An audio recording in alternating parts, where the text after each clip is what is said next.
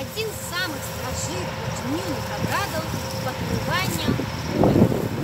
Яно адбывалася за 2 дні напярэдадні жніва.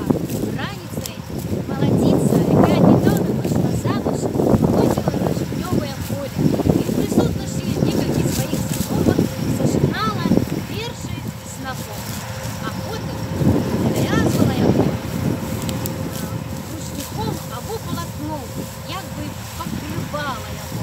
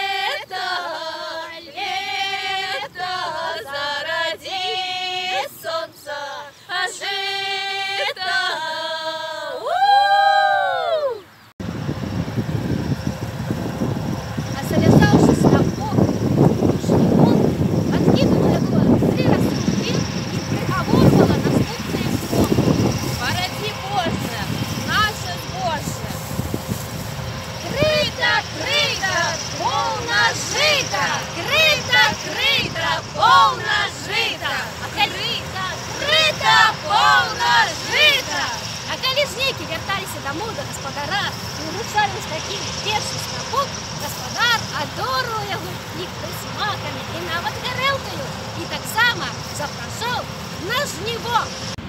З надыходам жніва для жанчын наступала вельмі цяжкая пара, якая адымала ў іх шмат фізічных сіл і здароўя. Таму жнеі збіраліся і перад зажынкамі рабілі такую абярэгавую ляльку, якая называлася ураджай. Рабілі з ёй рытуальныя дзеянні і аставлялі разам з зажыначным снапом.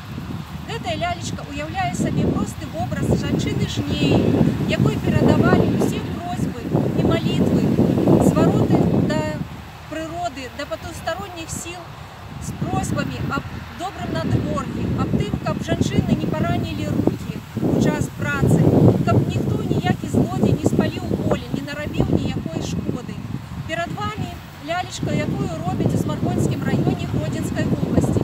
Яна уяўляе сабой просты пук каласоў, якія падвязваюцца якраз, дзе яны закончваюцца, і ручкі, якія робяць з меншага пука, падвязваюць тулава. Адзяваецца яна, як адзяваецца жанчына. Абавязкова на павязанай хустачцы малявалі мураком 3 крыжы, як бы прасілі дапамогі Бога. Усе рытуальныя дзеянні былі накіраваны на мэту таго, каб заручыцца на спрыяльнасць сіл прыроды, а таксама перапрашэннем поля на наступны год на новы ураджай.